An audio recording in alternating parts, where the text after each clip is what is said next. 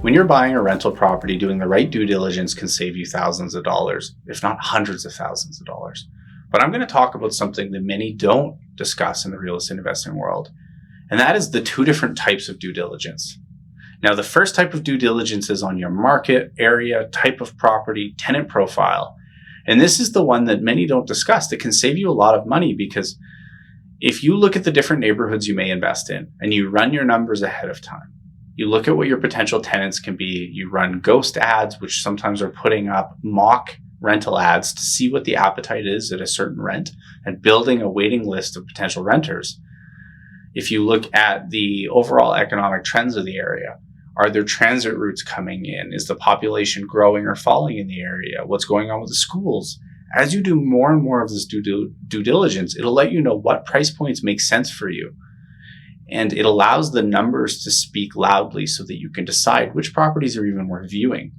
Often, if we do that front-loaded due diligence, you can avoid inspection costs, unnecessary appraisals, and know that when you find the right property, you'll know what you're willing to pay for it. The second set of due diligence is when you're actually at the property. Now, the common one that everybody knows is you get an inspection. Inspectors are equipped with tools that can allow them to see moisture, different heats, airflows, and this can allow you to identify foundation cracks, lack of insulation. Many of them even know the building code. So if they see the plugs are spaced a certain distance apart, they know what era of building code that is, and it lets them know what type of wiring is likely in the walls. There's all sorts of competitive advantages that investors can gain from having an inspector. It's well worth it. And even for clients that flip, they'll often get an inspection because it can catch things that they can't otherwise see without cutting into the walls. The next type of due diligence you're going to generally do before you waive conditions is an appraisal. This is going to make sure that the bank is willing to lend on what you're buying and that you're paying a fair price. Now, it's important to note that appraisals are concerned about what could the property be sold for, typically in 30 to 90 days in the event of a foreclosure. They are generally pretty conservative, and roughly 80% of the appraisals we see come in at the purchase price. Let's be honest here. The property is not necessarily worth exactly what you're paying for it. Often you may slightly overpay, slightly underpay, but appraisers have a bias to come in at the purchase price. So generally speaking, we'll see this impact you more often if you get a really good deal. So don't necessarily expect the appraisal to come in higher than you're paying.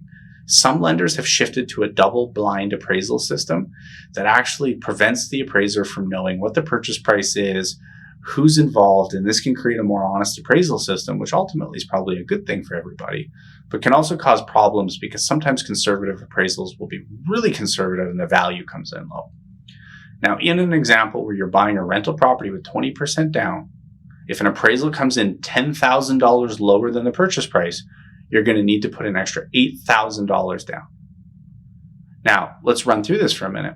The value came in $10,000 lower. So the lender is going to lend up to 80% of the appraised value. So they're going to lend 80% of the lower number. You were planning on putting 20% down anyways. So that 20% of the $10,000 you were already planning on coming up with the cash for. The remaining $8,000 is where you need to come up with the extra money. So if you ever have any questions on this, it sometimes throws people's head for a spin. So just send me a message or an email and I'll help guide you through it.